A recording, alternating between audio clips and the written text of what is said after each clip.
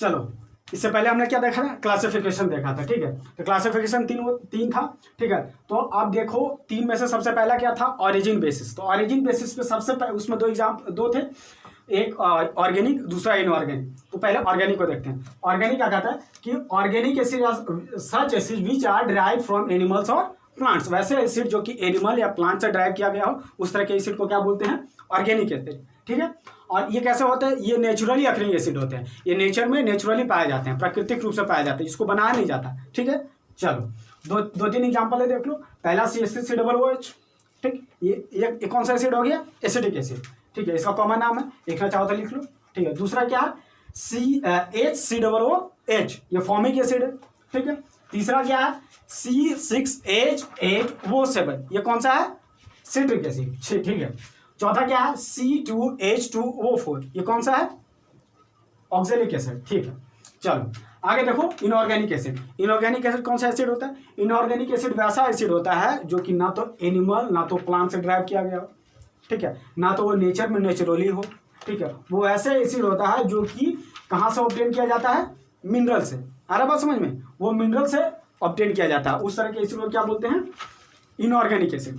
उसका एग्जांपल क्या है, कार्बोनिक एसिड हो गया, नाइट्रिक एसिड हो गया, हाइड्रोक्लोरिक एसिड हो गया, सल्फ्यूरिक एसिड हो गया। आ रहा बात समझ में, ठीक है। नोट करना, इसको नोट करना चाहो तो नोट कर लो, ठीक है। चलो इससे पहले हम ऑरिजिन बेसिस पे क्या देखें, ऑर्गेनिक एसिड और इनऑर्गेनिक एसिड को, ठीक है। अब देखते हैं स्ट्रेंथ के बेसिस पे, दो ग्रुप में डिवाइडेड है, स्ट्रॉन्ग एसिड और वीक एसिड। तो पहले हम स्ट्रॉन्ग एसिड को देखें। स्ट्रॉन्ग एसिड क्या कहता है कि acid which dissolve in water and give a large number of positively charge ion. वैसा एसिड जब वो पानी में घुले तो क्या करे, ज्यादा मात्रा में H+ आयन या हाइड्रोजन आयन जो है, पॉजिटिवली चार्ज आयन हो, उसको क्या करे, रिलीज करे, ठीक है। उस तरह के एसिड को क्या बोलते हैं, स्ट्रॉन्ग एसिड, ठीक है। एग्जांपल देख लो, HCl है, हाइड्रोक्लोरिक एसिड है, H2SO4 है, सल्फ्यूरिक एसिड है, HNO3 है, नाइट्रिक एसिड है, ठीक है।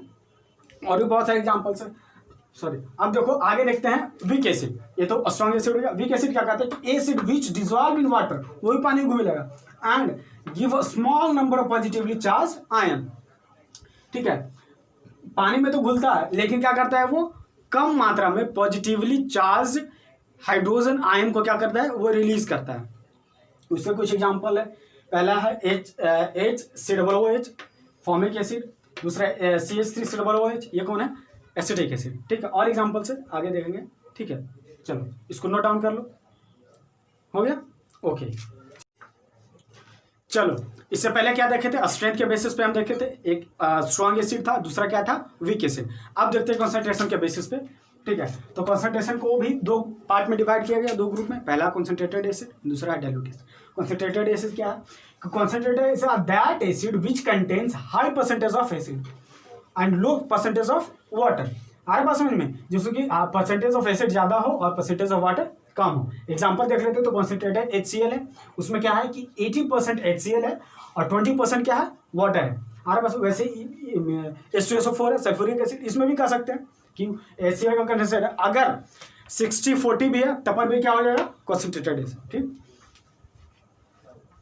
दूसरा देखते हैं डाइल्यूट एसिड। डाइल्यूट एसिड क्या होता है कि वैसा एसिड जिसमें कि लो परसेंटेज ऑफ एसिड हो and high percentage of water हो। आ रहा बात समझ में, कॉन्सेंट्रेटेड में क्या था, एसिड का जो परसेंटेज था वो हाई था, और डाइल्यूट वाले में क्या है, एसिड का परसेंटेज जो है वो लो है, ठीक है। इसका एग्जांपल देख लेते हैं, डाइल्यूट HCl है, इसमें क्या है, यहाँ देखो इन दोनों में अंतर क्या है कि HCl का कंसेंट्रेशन कितना था, परसेंटेज कितना था, 80, जबकि HCl का परसेंटेज डाइल्यूट वाले में कितना है, 30, और वाटर कितना, 70 और 30 में से 70 ज़्यादा है, यानी कि वाटर का कंसेंट्रेशन ज़्यादा है, तो वो क्या हो जाएगा, डाइल्यूट। आ रहा बात समझ में, चलो ओके। अब आगे एक एक सबको हम डिफाइन करेंगे, क्या इसका यूज़ है या इसका क्या यूज़ है, उसको हम एक एक करके स्टडी करेंगे, ठीक है। तब तक इतना देखो, ठीक, इसको राइट डाउन कर लो। चलो देखते हैं आप ड्रॉबैक ऑफ एसिड। एसिड का क्या क्या नुकसान हानि है उसको हम देखते हैं। तो पहला क्या है कि हैंडल विद केयर, इसको जब भी ले जाना होगा बहुत सावधानी से ले जाना होगा। क्यों बहुत सावधानी से इसको हैंडल करना होगा, क्योंकि can cause corrosion on skin, clothes, paper, wood and metal. ये मेटल तक को गला सकता है। आ रहा बात समझ में, क्या करेगा, मेटल तक को गला सकता है, तो स्किन और वुड तो छोड़ ही दो। तीसरा क्या आ गया, स्टोर इन ग्लास कंटेनर्स। ये क्या होता है, जब भी ये स्टोर होगा कभी भी, तो कहाँ स्टोर होगा, ग्लास के कंटेनर में, शीशे वाले में। क्यों होगा शीशे वाले में, क्योंकि अगर किसी भी मेटल में इसको रखे, वो क्या करेगा, उसको गला के क्या कर सकता है, वहां से लीक कर सकता है। जब लीक करेगा तो कहीं भी स्प्रेड हो सकता है। आ रहा बात समझ में। चलो चौथा क्या है कि can cause burn on skin. ठीक है, जैसे कार्बोनिक एसिड, बहुत सारे एसिड है, वो क्या कर सकता है, जैसी स्किन पे गिरा वो क्या कर सकते हैं, वहां पे बर्न्स काउज कर सकते हैं। ठीक है, उससे डिजीज हो सकता है। हमारे पास समझ। चलो हमारे निजी जिंदगी में कैसे क्या क्या उपयोग में आता है, एसिड कैसे उपयोग में आता है वो हम देखेंगे। तो जैसे हम लोग फल सब्जी वगैरह खाते हैं, तो जो खट्टा सब्जी या फल लगता है उस तरह के चीज़ में क्या होता है, एसिड पाया जाता है। जैसे हम दही खाते हैं निजी जिंदगी में, वो एसिडिक होता है। नींबू खाते हैं, नींबू पानी जो पीते हैं वो एसिडिक होता है। हम लोग संतरा खाते हैं, सेब खाते हैं, उसके बाद अंगूर, ये सब जो फल वगैरह है ये सब कैसा होता है, एसिडिक होता है। ठीक है, वो हो गया निजी जिंदगी। अब देखो हम हमारे एवरीडे लाइफ में जो यूजेस आते हैं, जैसे कि हमको फर्श साफ करना है, ठीक है, हमारा वॉश बेसिन है वो गंदा हो गया, उसको साफ करना है, तो उसमें जो साफ करने के लिए जो चीज़ को हम उपयोग करते हैं, कभी उसका बोतल उठा के देखना कंपोजिशन, उसमें HCl लिखा हुआ होगा। ठीक है, तो आगे देखते हैं कि पहला क्या है, cleaning wash basin, floor tiles, metal. ठीक है, समझ गए ये वाला। दूसरा देखो मेकिंग ग्लू, जो गोंद हम यूज करते हैं उसको भी बनाने के लिए HCl का उपयोग किया जाता है। तीसरा पॉइंट क्या, for bleaching in textile industry, यानी कि तीसरा कह रहा है टेक्सटाइल इंडस्ट्री जो है उसमें कपड़ों को ब्लीच करने के लिए इसका HCl का उपयोग होता है। ठीक है, चौथा जो इंपॉर्टेंट पॉइंट है वो देखो, टू प्रिपेयर एक्वारेजिया। आ रहा है बात समझ में।